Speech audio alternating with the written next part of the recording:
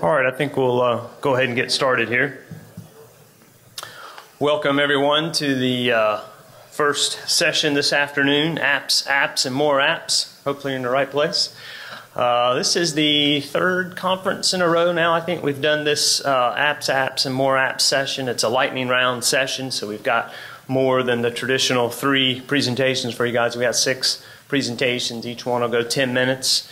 And then we're going to hold all the questions till the very end and just have a big Q&A session kind of during the last half hour or so of the session. We've actually got 2 sessions like this this year. We have a second follow-on session at 3:30 that's or at 3:30 on more focused on mobile apps. This one first is just kind of more generic, if you will.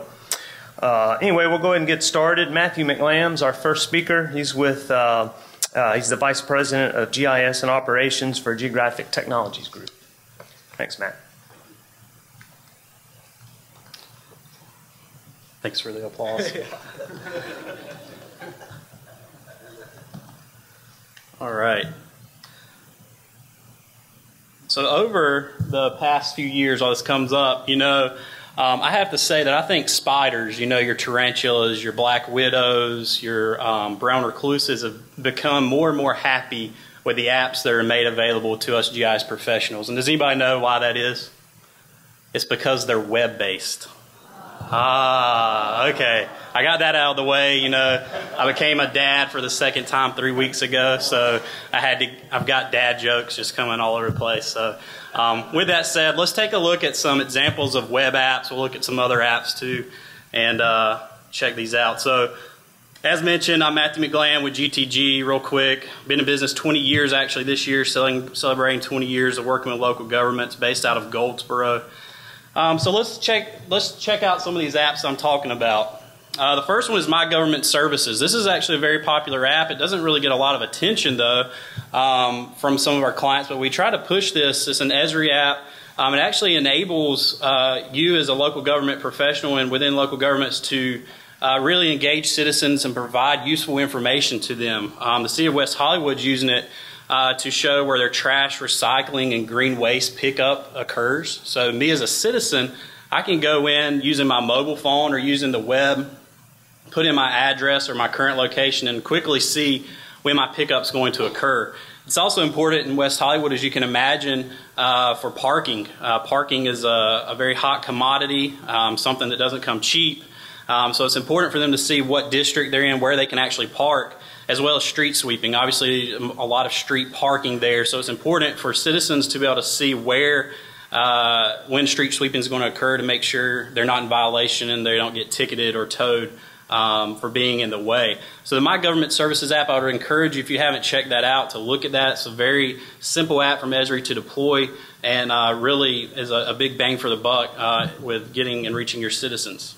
The other is Web App Builder. Many of you have probably heard of Web App Builder and made the transition from Esri's Flex Viewer over the past few years, and the Web App Builder is really growing. Esri's done a really good job of expanding the Web App Builder and the functions. It works really well if you're in a completely cloud environment using all ArcGIS Online, or if you're in a hybrid environment, maybe you're mixing ArcGIS Online with ArcGIS for Server or ArcGIS Enterprise now. Or maybe just strictly ArcGIS Enterprise, maybe using Portal internally. It works really well and it's configurable, it's easy to use, not only from the end user perspective, but from the administrative perspective as well. The GUI interface, it's a lot different than the Flex Viewer where you had to go in and edit the XML code manually. The GUI interface with the Web App Builder is very intuitive. And also, obviously, HTML5 JavaScript, it translates easily between desktop and mobile environments, so it works out really well in that regard. And also, there's a very good community of widgets built up. Esri's done well releasing widgets and keeping new widgets and new things coming out all the time. But also, GeoNet, there's a lot of good community widgets out there. It's very customizable to add on additional functionality. So I would encourage you to look at that for both internal and external ways to share GIS data with your organization and citizens. The operations dashboard, this is kind of, it can go both ways. It can be a web environment, or it can also be installed on the desktop and used. We deploy this a lot for parks departments, also emergency operations use this, and also within utilities. It's a great way to track your field crew. You can see that with the interactive map in the middle, and also up-to-date records of existing characteristics. So you get your nice pie charts and bar charts. We also deploy this a lot with public safety instances as well. So they can track their crimes, they can see the number of breaking and enterings they've had over the past 24 hours and quickly see that and where those hot spots are occurring. I'll keep an eye on the time here as well. Also the Collector app. Again, not a web app per se. This is a mobile. I know there's going to be another session on this later. I won't spend a lot of time, but Collector apps work really well for our clients. Again, whether you're in a pure cloud environment or a server environment, portal, whatever you're using, it works really well, connected as well as disconnected environments. Story maps, very common. I'm sure many of you have used story maps, the different story maps that Esri makes available. Another great way to reach your citizens, as well as a park locator. This again is strictly for your, tailored more towards your parks, but getting that information out of their parks and recreation environments. One of the newer ones that Esri has released over the past several months is the Workforce for ARCGIS. This is really starting to take shape with parks clients as well as public works and utilities. It's a very lightweight work order system. There's probably some functionality that you may ask for that I'm sure Esri is going to come out with and take that feedback, as it's a very new tool. But this is actually working out very well, like I said, in our public works clients as well as parks. For clients that don't need a large work order system to track detailed information about time and materials, this actually serves the function very well and allows them to see their workers in the field and also track the work history and assign work history or assigned work orders. And then lastly, drone to map has been a really big tool that's been coming up more and more in our industry. You may ask, well, how can I use drone to map? There are some really good sessions on this. I would encourage you to check those out here at the conference and learn more. But one thing we've done is we've helped clients use their drones to capture aerial photography for smaller areas. So we have one client, they lease land and property, and they need to be able to determine if that person is outside of their boundary, and they actually see if they're going and they're using property or space within the property next door. So basically we use a drone and help them use their drone. And you can see at the bottom this is a subset of those photos. There's 4 images here. They captured around 250 photos flying a grid pattern, resulting in orthomosaic for that area. So they actually got updated aerial photography in just a matter of hours, counting the processing time for that area, so they can quickly analyze and see, are these people going over into the next property. A similar use case for that is parks and recreation. You can see here, this is actually a park in Caroline County up in Maryland.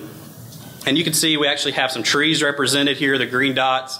We have the yellow polygon is actually a playground area, and then the line going around is actually a sidewalk, a walking trail in this park. But if you look at the aerial photography, it may be hard to see that. There's nothing there. None of that's represented. So we actually work with them to fly a grid over this park and create updated imagery for their park. So now they can actually see the playground area, they can see that sidewalk, the parking lot, and those trees. So they have updated imagery, and they're making this available using the web app builder to their end users. Similarly, there in Caroline County, this was a playground area and a park behind a school. You can see here we actually have, there's actually a baseball field that's not digitized, and you say, well, it's on the imagery. Well, actually, if we look at update imagery, they've removed that baseball field, and there's actually a playground there that's not represented on the orthos that they receive. So they have, you can see here, a playground area digitized, but the orthos below, you can see they're very grainy.